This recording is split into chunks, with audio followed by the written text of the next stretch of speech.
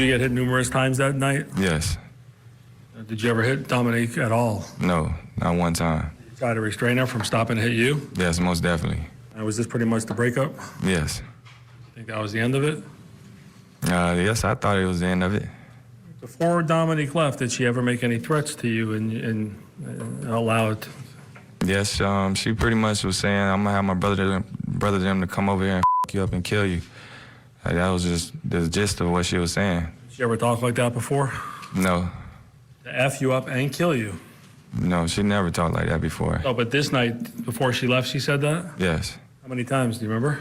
Numerous times. Did you take it serious? No, not at all.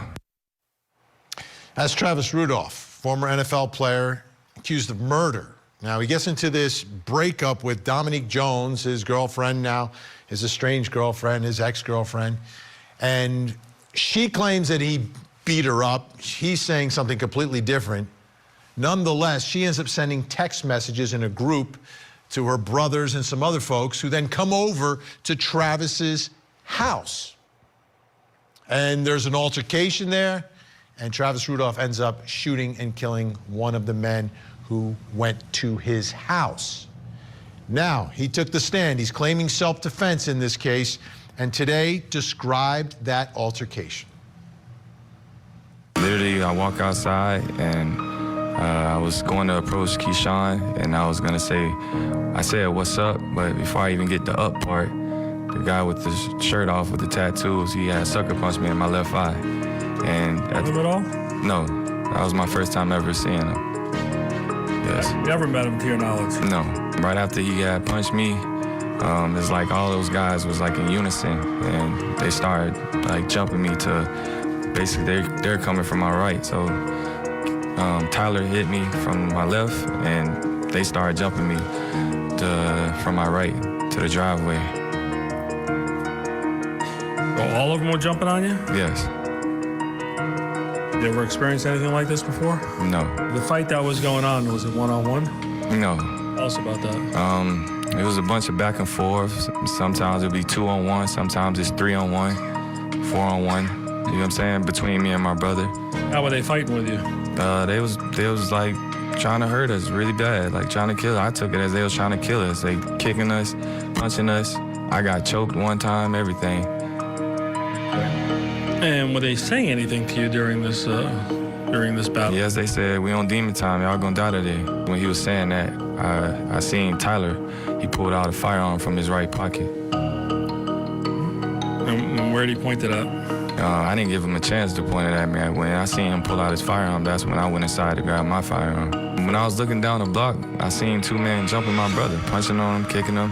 I mean, he's defending himself to the best of his ability, but I mean, I'm afraid for my brother at that point, so. You shoot at the guys? No. Why not? Because my brother's in that direction as well, so, I mean, like I said, I didn't want to shoot anyone that night. Did you clearly see a gun pointed at you? Most definitely, yours, yes. Why did you shoot first? Because, I mean, if I wait for them to shoot, that's the matter of seconds, and it could be me and my brother's life, just gone like that. When a defendant testifies, especially in a case like this, that's what this case is. Do they or don't they believe him? Is his story reasonable? He's claiming self-defense. Let's bring back in the think tank. Darnell, Crosland, what are your thoughts about this being a self-defense case? Absolutely. I think he had to testify. And a lot of people don't know that self-defense means defense of yourself or others. And it just has to be reasonable and proportionate.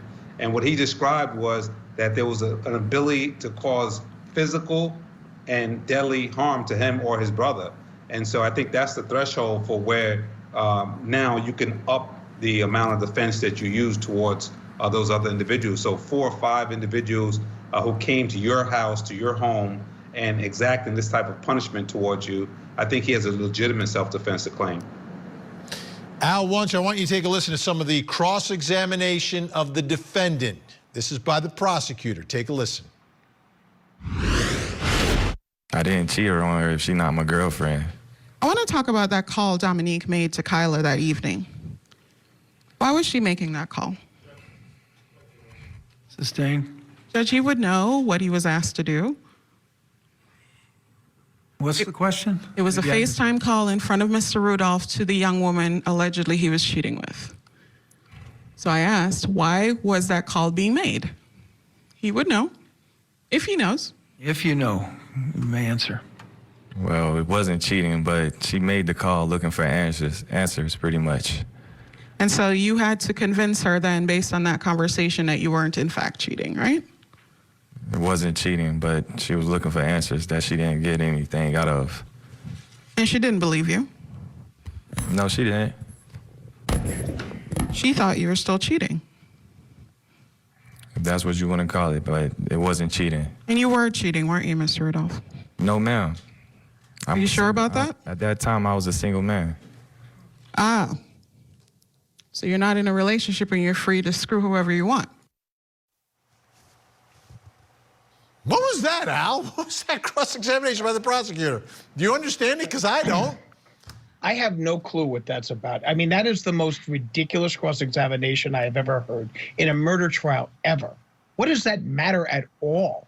I think I mean, it but, actually you know, gives his estranged girlfriend, who testified and was the most unlikable witness in quite some time here on Court TV, gives her more of a reason to send people over to go take care of him.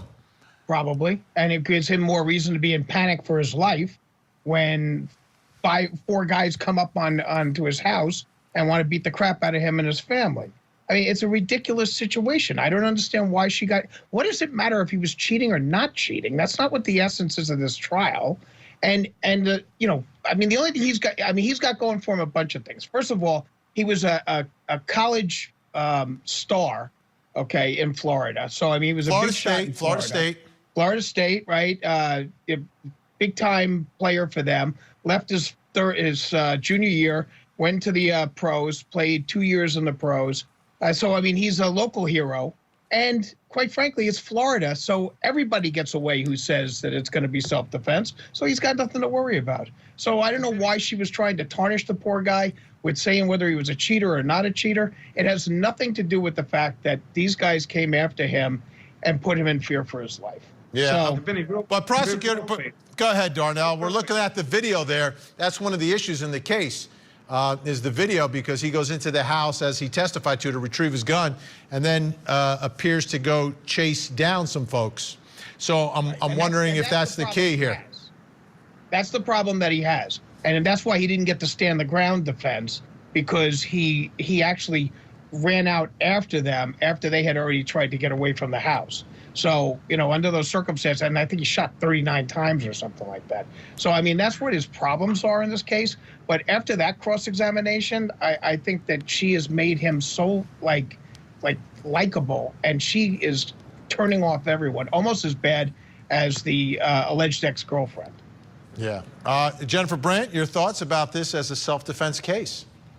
Well, I think the only problem he has, I agree. I mean, I agree with everything that's been said, but, you know, he still ran in, got a gun, ran out, and ran after the other guys. Now, you know, listening to him, he felt like it was going to be their life or his life, so he had no other choice in the matter, you know, but is the jury going to say that? Is the jury going to think, well, maybe he should have called the police. Maybe he should have done something else. Maybe he shouldn't have ran after these guys with a shotgun after they were running away. I mean, I think that's the problem that he has. And, you know, it wasn't like they came to the door and they were threatening him and he shot them. It was, he actually went inside and was away from them. He says he was protecting his brother. So maybe that's, you know, the best defense that he has. All right, we'll stay on it. Being a verdict watch soon in that case. Up next. On the docket tonight in Boston, Massachusetts, former lawyer and most eligible bachelor Gary Zarola on trial for rape. We have a preview of this shocking case, which starts tomorrow. In my personal life, you know, to make some changes about how I conduct myself, how I want people to view me, and by people I mean the important people, my close friends and my family.